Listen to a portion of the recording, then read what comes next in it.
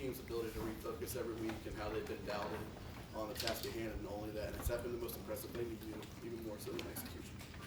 Well, I think our staff has done a good job week in and week out of talking to the guys about how important it is to come every week, and the leadership is really the guys who drive that on the team, and their buy-in right now is pretty high. So you're only as good as your last game. So we've got to keep that going. But up at this point, I think we've played with energy. But that goes back to how we've been practicing. So we've got to get out there today and have a great practice. Front row middle, Dave. Coach, I'm sure you had high expectations for your team coming into the year. What's been your biggest pleasant surprise on either side of the ball, or is there anything about your team through 7 games? Nothing, that strikes me other than what we talked about in terms of the chemistry and the leadership, the buy-in, the way the guys are working together, the energy that they have. I mean, that part's been great. And there's a great culture here right now. I think guys enjoy playing, they enjoy practicing, all those things. So, that part's been great. I mean, there's a lot of things that guys have done well, but you try not to reflect too much on all that right now. You just got a huge game in front of us right here. We've got to stay locked in. Aaron Browning, I know you're not going to talk about injuries specifically, but is he dealing with some type of injury, or could it be something else? Yeah, it's an injury, and he's working through it, but he looks good so far. So. Front row left, Mitch. Ryan, Wisconsin lost the game it was not expected to lose. How does that affect the way you prepare the team and what you say to them about Wisconsin? We know how good they are on both sides of the ball in all 3 phases, and they got great players on both sides of the ball, NFL players, and last week is what it is, but this is college football, and so you have to bring it every week, and it's the same thing with us, and we have to bring it this week. This is going to be our best game of the year. It's going to be our biggest challenge on both sides of the ball, and we've got to prepare better than we have all year, and we know that this is a good team. I mean, they played against teams we played against, and so you can compare the competition, and they've done a really good job. Obviously, it starts with the running back and the run game on offense, and then it goes to what Coach Leonard's doing on defense, and they do a great job. And we've gone up against them before, and we know schematically they're really good, and they play tough. They're smart, all the above. Right behind him, Bill. Ryan, Wisconsin's defense has first or second highest sack rate in the country. What is it about the way they play that allows them to get after quarterback so well? They got really good rushers on the edge. Vaughn, does a great job in one-on-one situations. He's very active and powerful, especially in third down. And those linebackers do a great job as well of adding on or blitzing in different situations. But the secondary is very talented as well, so you have to hang on to the ball maybe a little bit longer than you wanted to.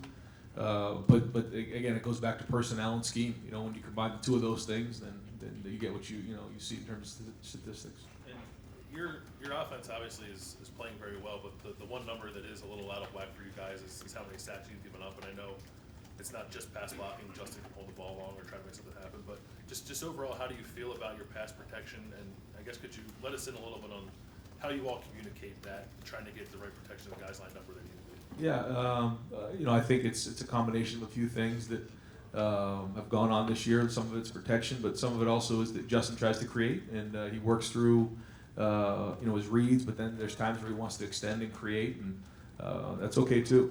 So it's not the end of the world sometimes on third down if he's looking to create if we take a sack, because there's also times like in that big third down he got, 3rd and 14, he avoided a sack. Probably could have thrown the ball away there. He didn't. He avoided the sack and then keeps his eyes downfield and finds KJ for a first down. So I think it's a little bit of that. But there are some things we've got to clean up in protection as well. How do you feel about the way that Justin sees that pre-snap and how he and I guess it's Josh sort of communicate that to everybody else?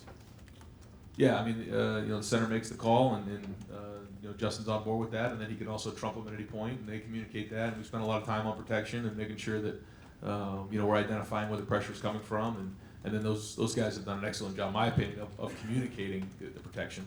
And so we've held on to the ball a little bit longer this year, but that's by design. Front row right, Austin. Ryan, you talked about DeWand after the game, and he's such an interesting athlete. You guys used him on the field goal block. It looks like maybe if you want to, he could be an extra guy in short yardage or something.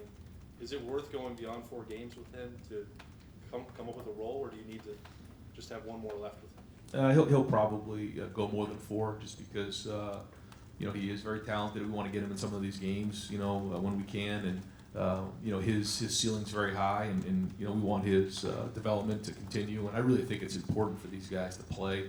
Again, we won't be foolish with this and waste a year, but at the same time, the more these guys can play, I think we saw that in the fourth quarter.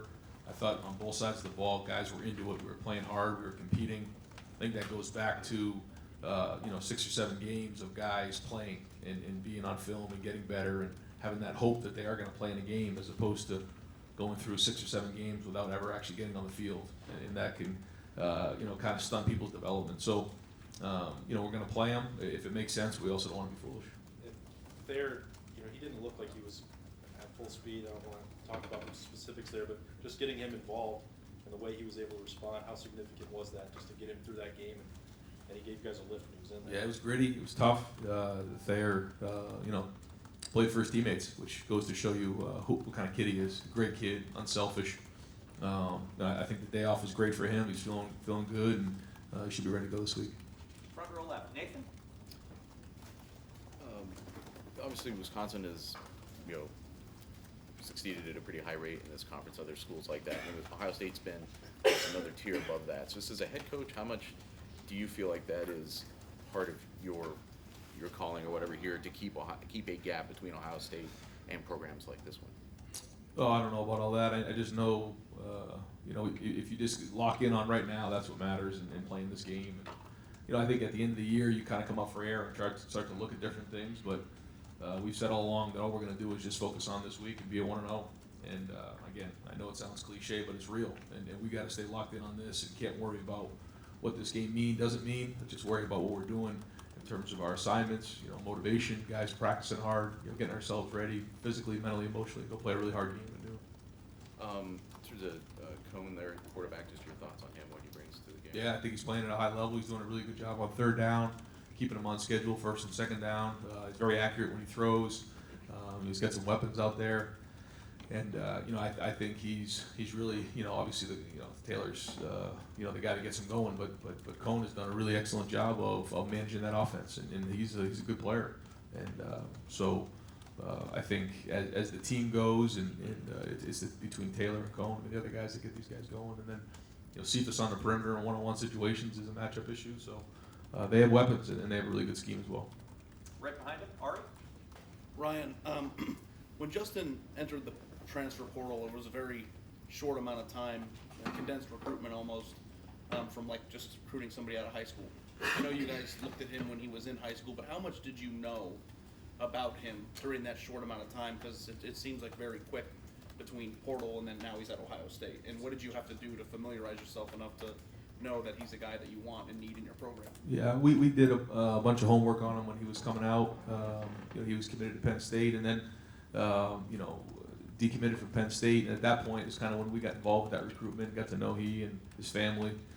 So at that time, we kind of knew enough about him. His high school coach is somebody that I've known for a while, and you know, somebody that when I recruited, you know, the school back when I had Atlanta, you know, I knew those guys. So you know, once we saw that he was in the portal, we kind of already knew about him, knew his family, so moved pretty quick, and you know, it all worked out. During the recruiting process, and maybe now that the transfer portal is becoming a thing, how much do you rely on evaluations as a evaluator yourself from people that work with him at the Elite 11, you know, the camp circuit? There's a lot of evaluations being done by a lot of different people, and I was just wondering how much credence you give to these guys and if it ever impacts your decision. Yeah, I think anytime you were trying to figure out, especially a quarterback, you use as many tools as you can. Coaches in the area, guys that have played against them, coaches he's had, teammates, and like you said, some of these Elite 11s, rivals camps, things like that. People who work, you know, with these guys, you can get great information. You know, and sometimes it's somebody who you wouldn't even notice. You know, somebody that was just kind of there, you know, watching. He's an assistant coach from a local school, and say, you know, I saw that guy, and he did something really good after the workout. He went over and did something, showed respect, shook someone's hand, or maybe the other way.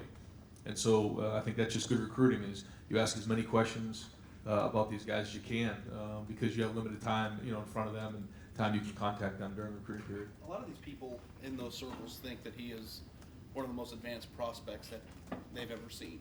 I'm wondering, what was your take when he was in high school, and from a dual threat standpoint, being equally almost as good as a runner as he is a passer, is he the most complete prospect at that position that maybe you've ever seen, or is that going too far? I don't know. I mean, I know that he does have a lot of tools and he has a lot of talent. So I don't know. I mean, there's a lot of talented guys out there, but what they do with their talent in terms of creating discipline and skill is what's critical, and he's in the process of doing that. But I don't know. I mean, I guess I haven't sat down and thought about where he ranks with some of the other quarterbacks coming out of high school, but certainly number one recruit in the country, and he got a lot of respect coming out. Third row right, Rob? Ryan, I'm guessing that the TCU game last year feels like a million years away. This arguably is the biggest challenge since that game for you. That was your first one. Do you look back and just say, I have come a long way, or how you've come a long way as that coach to today? Have you seen an evolution, and in what ways? I try not to think about things like that when I'm driving to and from work and all that, because there's so much going on that we need to get done in terms of on a daily basis, in terms of tasks and everything like that. But that does seem like a long time ago, and a lot of things have happened since then. And again, the more you do something, the more normal it becomes, and you find your voice. But then more importantly, you get a feel for the guys that you're with, and the staff, the players, the leaders, and it changes every day, especially when you're dealing with 19, 20-year-old kids. Every day you come to work, it changes. You might have a thought of, here's how I think the week's going to go. Then you get there that day, you're like, it's not going to go that way. Here's where it's going to go. And sometimes you really get that feel about midway through the week. Here's how the team is feeling. Here's what they need at that time, and then you go from there. And I think that's good leadership. And I think that's something that I've really got a good feel for and rhythm as time has gone on, is getting a feel for the team and their personality as the weeks have gone on. What's the one thing you didn't see coming that is really different when you TCU and to here? Is it maybe it's not even the football side of it? I don't know. No, I don't think there's one thing that I would say that just jumps off as you're asking right now that has caught me off guard. I'd have to probably think about that and get back to you, but certainly things pop up here and there that you got to be able to adjust to. Booster meetings, alumni meetings. I mean, the people around here are great.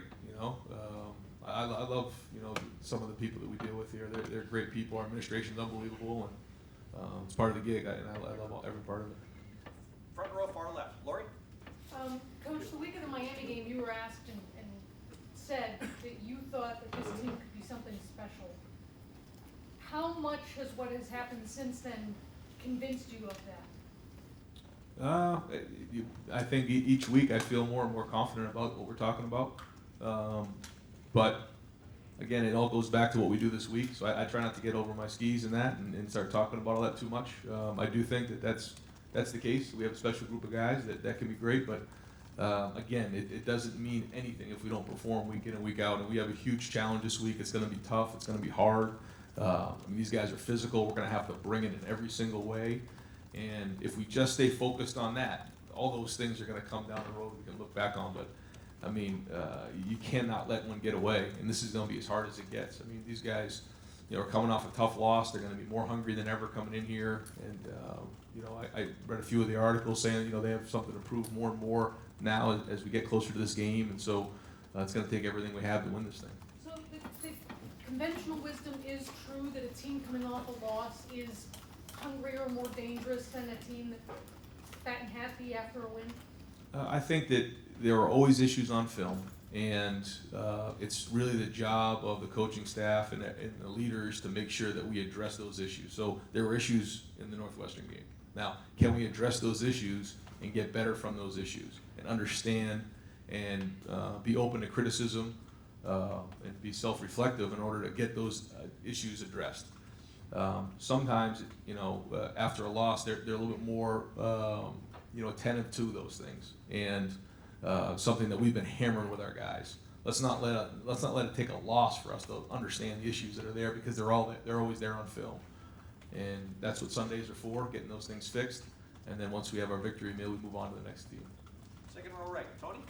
Ryan, you and Kevin have dealt with Wisconsin. You kind of know maybe what's worked, what hasn't. What kind of value does Mike Yurcich, brand new set of eyeballs, have against a defense like that? Big time. I mean, he's always got really good ideas, and so always coming up and drawing stuff on the board, coming up with different things, and so it's always good to have great ideas, and that's what Sunday, Monday, Tuesday are for, is coming up with different things to attack the defense with, and then But at the end of the day, it comes down to execution and how we install that and make sure that guys are, locked in and can execute at a high level. And then, what has been the most adversity you guys have overcome this year?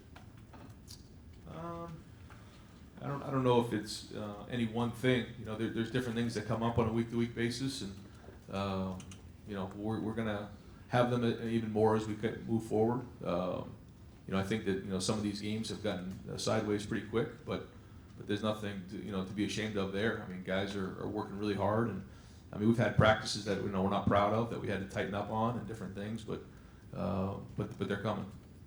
Third row left, Dan?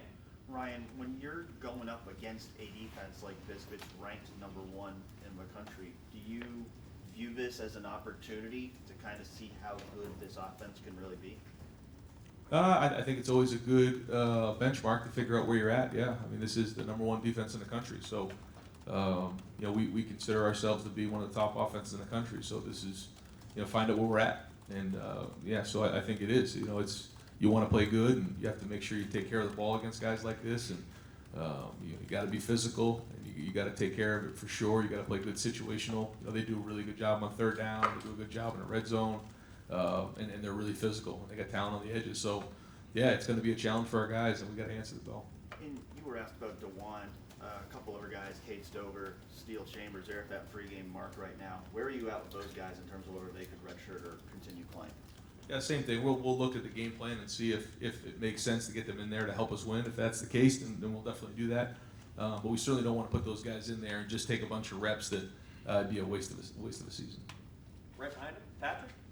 Ryan, in a few of these games recently, you guys have, I don't want to say struggled in the first quarter, but maybe not put up as many points as you do in the second. I'm curious if you could take us inside the sidelines and the conversations you're having as you look at defenses, you're talking up in the box, how you make those changes that then has allowed that second quarter explosion we've seen. Well, I think we play against good teams. We play against good defenses. Even my wife said, "Well, it was a tough first quarter." And I looked at the thing, and in 10 minutes we scored a touchdown. I was like, 4 minutes into the game we scored a touchdown. It wasn't that bad, I mean, the standard is pretty high around here. We scored 52, and it's like we were really slow in the first quarter. It's like, okay, that's good. That's a good problem to have. Nobody rises to low expectations, and but we play against good teams. This is another good defense, but I mean Northwestern I think was the 30th ranked team in the country going in. I mean they're good, and sometimes it takes a while to work through that stuff. And when teams are fresh and they have good schemes and everything like that, it takes a little time. But I'm glad that the expectations are high around here. Are you communicating? Okay, this is what we thought might work.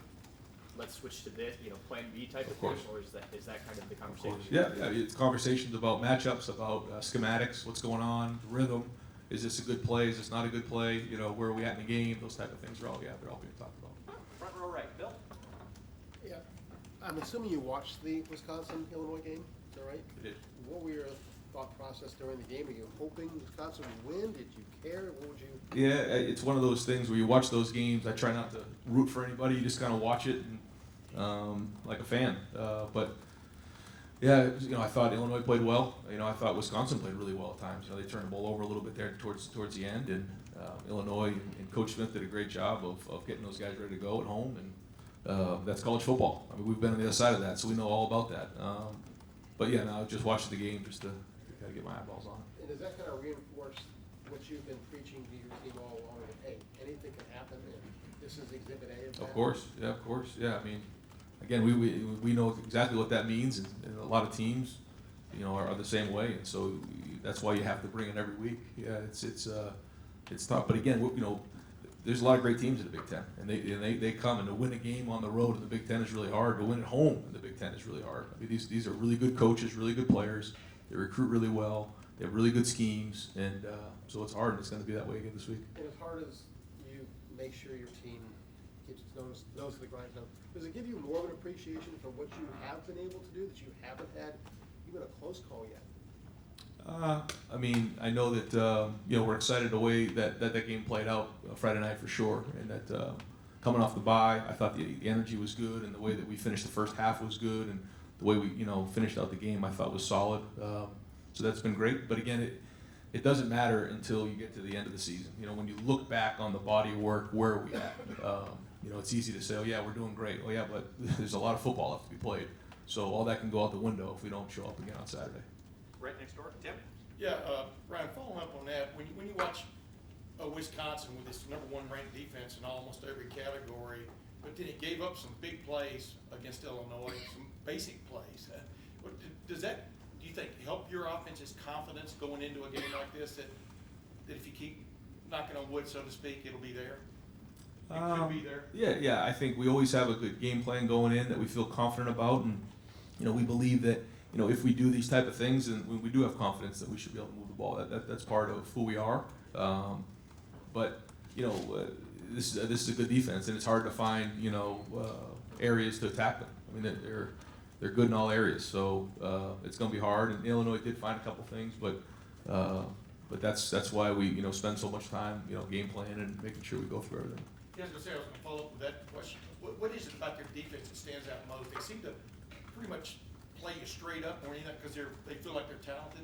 What just stands out about their defense more than anything else? So they're so stout up front, you know, those guys up front, Loudermilk and all those guys, I mean, they're strong and powerful in there. So they win the line of scrimmage. They have a two-gap in mindset, and so they always always have an extra gap in there.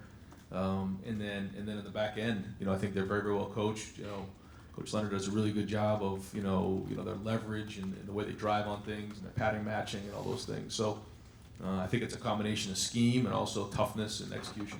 One other quickie, when you have to play a Nicholas Petit-Frere's at fourth tackle y'all started this year, obviously you'd rather play with your first team, I think, going in at least, but as you look back on it, what is the benefit of that silver lining, I guess?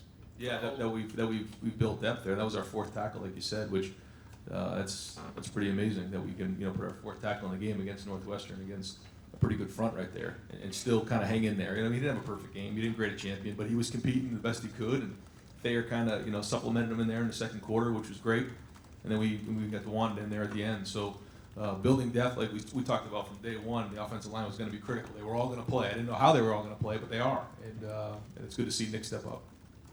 Front row, middle, Joey? You guys lead the nation in third down conversion rates for your offense, and even looking back at that Northwestern game, you guys were able to convert a few third and longs. JK runs for 8 yards. Justin kind of has the one play where he scrambles and it's 3rd and 15. Why is that an area your offense is able to succeed at? You know, I think ideally when we stay on schedule and it's third and manageable, that gives us our best chance. You know, we have an opportunity to run or pass, which is always good. You know, when you start to get into third and longs, then now it's a little bit more always going to be a pass, and they can tee off a little bit. So staying on schedule is critical for us. I think our guys have done a pretty good job of protection. You know, and Justin's done a good job of creating and giving guys a little bit more time downfield to get open. And you know, for the most part, our receivers have competed well on third down. Flip side of that, Wisconsin's really good third down defense. I think they're first in the country in that as well. What challenges will they pose for you guys on third down? The pass rush is really good. I mean, Vaughn coming off the edge is dynamite. I mean, he's really good, but he's not the only one. I mean, they got other guys right there that have good scheme, good coverage. They'll challenge you. You know, they're not afraid to get up in your mug in the perimeter and challenge you and make it hard, disrupt the route. So, you know, they don't miss. You know, when they get in there, they get shot at you. They don't miss. Okay, just one more. JK mentioned before the season that he wanted to be the best running back in the nation. Going up against Jonathan Taylor, obviously they're not on the field at the same time, but it's a matchup where both running backs are playing against each other. Is this a matchup he looks forward to? You'll have to ask JK. You'll have to ask him, but I know that he's very competitive, and I'm proud of the way he's prepared and entered into the season up to this point. But yeah, he's competitive, and I think he wants to compete against everybody. You know, and the fact that he wants to be the best running back in the country, good for him. You know, that's the way you should think about it. But yeah, you have to ask him about that. Right behind him, Steve? Yeah, Coach, as the game was wearing on against Northwestern, you guys were scoring in 2 and 3 plays. Even from 60 and 70 yards, you were hitting a big play. How do you kind of ingrain in Justin this week that it's going to require patience, and it may require 10 or 12 plays, and it will not require him forcing a ball into a bad spot, perhaps, to try and get it in 2 or 3 plays? I think the bigger the game, the more the emphasis on the plan to win. You know, and that's, you know, play great defense, which for us is trying to get 2 first downs and get the ball to midfield, and then possibly punt from there. and then pin them inside and play great defense and the game of field position. And then turnovers is the second thing. We got to do a great job in taking care of the football. Anytime you give the ball up in big games like that, that's when it can go sideways. We got to play well in the red zone. We get down in there. We got to score touchdowns. I thought we did a good job of that last week, but it's going to be even harder this week. And then we got to do well in the kicking game. Got to play well in the kicking game. So I think the bigger the game, the more the emphasis on those points. Because when we've done a good job of that, things have gone well. Right next door, Bruce. Nobody saw Wisconsin's loss to Illinois coming. You can go through it and you can pick out interceptions, you can pick out mistakes by players. I'm sure Chris picks out things he did that he'd do differently. I just wonder, with all the time you put into this, all the thought, all the planning, when you get to Saturday, how much control do you really think you have over what happens out there? I think by the time you get to Saturday, the hay's in the barn, and by the time you get to that field, the work that's been done in terms of game planning, installing, practicing Tuesday on the first, second down game plan, and then doing a good job on Wednesday with third down red zone, and then polishing it up on Thursday. And then from there, Fridays is all about tips and tests and film and making sure guys are prepared. Physically, it's just as much as mentally though, and so I think once you get to that point, all those decisions are made, the game plan's done, and I think that's where it's really, really important. That's what, we've been really focusing on, that once you get to the game, you kind of sink to the level of training. And I've always believed that. I don't think there's any magical plays you just pull out. It's all about how well can you execute them, how well do the guys know them, and how do they fit and put your best players in a chance to be successful. So does that mean when you get to Saturday, you're more relaxed than you are through the week? Because if you have less control. I get more, I'm a little bit more relaxed on a Friday because you put so much work into it. As it gets to the game, obviously you're in the moment, so adrenaline's pumping and you're kind of rolling pretty good once you get in there, just the competitor in you. But I feel the stress earlier in the week because I know that the decisions that have to be made, the plays, the installation, the execution, what we practice, the looks that we give, all those things are so critical and how well they play on Saturday. You gave us an amusing anecdote about your wife in the Northwestern game. You haven't lost yet. Because of that control thing that you say is more of a through the week than a Saturday thing, inevitably, I assume, unless you're the greatest of all time, you'll eventually lose a game somewhere. Will you be able to handle that? Will you be able to handle that better than you handled it as an assistant coach, or will you feel more? No, I'll feel it more. Yeah, I'll feel it more.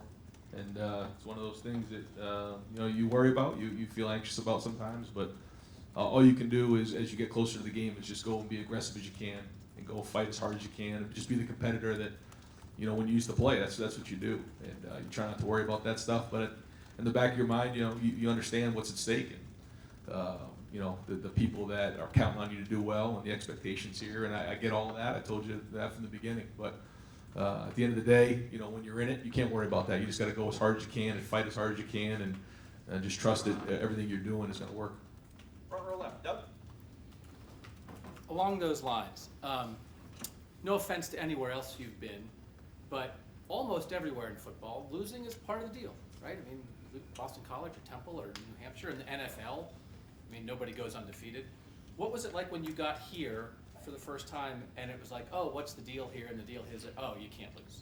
Like, what was that any kind of adjustment of, it's normal to lose here and there, but with the way this system is set up at a place like this, a loss can kill you. Yeah.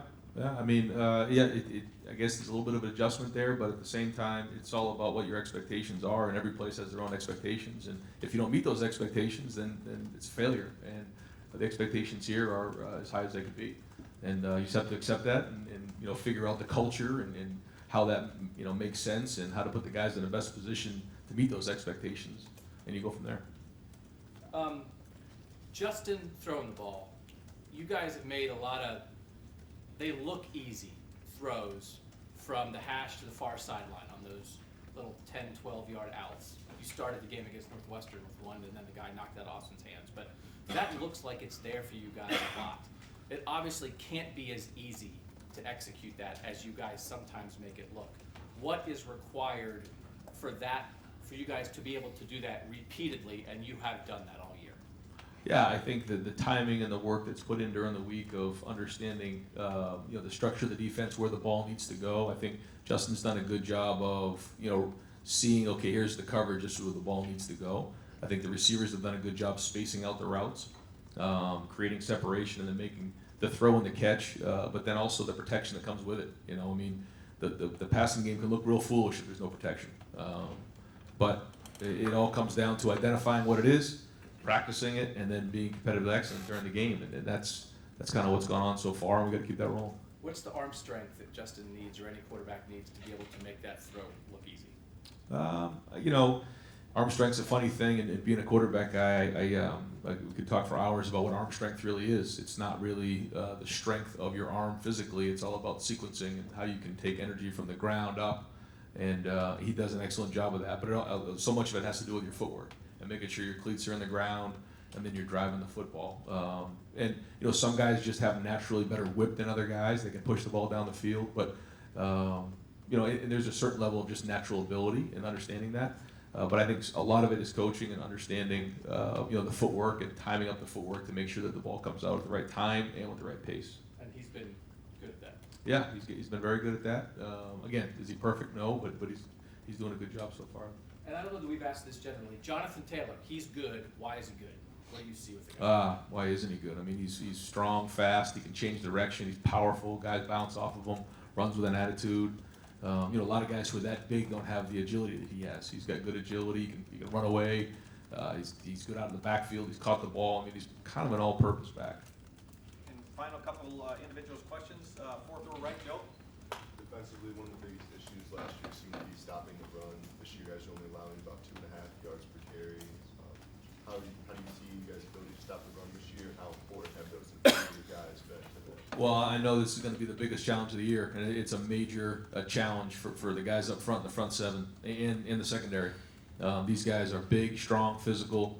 They're going to try to move us off the ball, and obviously Taylor is as good as there is in the country. So we'll find out after Saturday, find out where we're at with this thing. You know, I think we've done a good job of defeating blocks and winning the line of scrimmage, but this will be the ultimate test when you play Wisconsin. And fourth row inside right, Wyatt.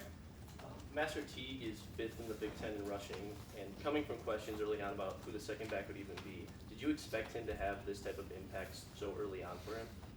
Didn't have a lot of expectations other than getting him healthy and seeing what he could do. But he is a good change of pace, and he's done a good job of when he goes in there, running with his pads down, and you know, when he gets in the open field, he's done a good job of pulling away. But he put a lot of work in terms of you know, with Tony, understanding the different schemes and where to hit this thing. You know, last year at this time, you know, didn't really see some of those hits, but he's doing a good job of it with his footwork, seeing the holes, hitting the hole, kind of being slow through, fast too, and the whole thing. So he's doing a good job.